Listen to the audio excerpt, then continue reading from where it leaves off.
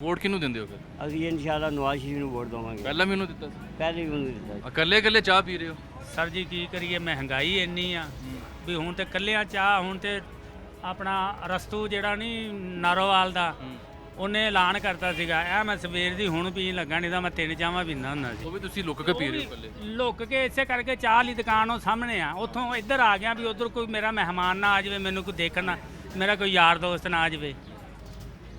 ਹੁਣ ਤੇ ਚਾਹ ਵੀ ਜਿਹੜੀ ਨਾ, ਮੈਂ ਸਗੋਂ ਇੱਥੇ ਬਹਿਣ ਲੱਗਾ ਸੀ, ਮੈਂ ਕਿਹਾ ਯਾਰ ਹਵਾ ਦੇ ਵਿੱਚ ਬਹਿੰਦੇ ਆ। ਤੇ ਫਿਰ ਇਹਦਾ ਮਤਲਬ ਹੈ ਵੋਟ ਤੁਸੀਂ ਪੀਟੀਆਈ ਨੂੰ ਦੇਣਾ। ਵੋਟ ਪਹਿਲੇ ਵੀ ਪੀਟੀਆਈ ਨੂੰ ਦਿੱਤਾ, ਹੁਣ ਵੀ ਪੀਟੀਆਈ ਨੂੰ ਦੇਣਾ।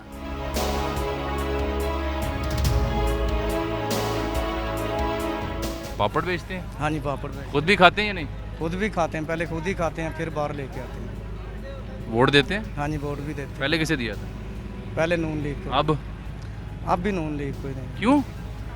बस वैसे ही, वैसे क्यों?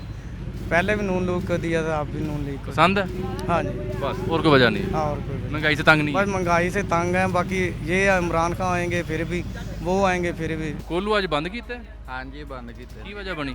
ਲਾਈਟ ਬੰਦ ਹੈ, सुनिया तेल भी महंगा हो गया। ਤੇਲ ਬਹੁਤ ਮਹਿੰਗਾ पहला की रेट सी? ਪਹਿਲਾਂ ਹੈ ਸੀ 400 ਤੇ 20 ਰੁਪਏ, सरों ਦਾ ਹੁਣ ਹੁਣ 520 ਰੁਪਏ।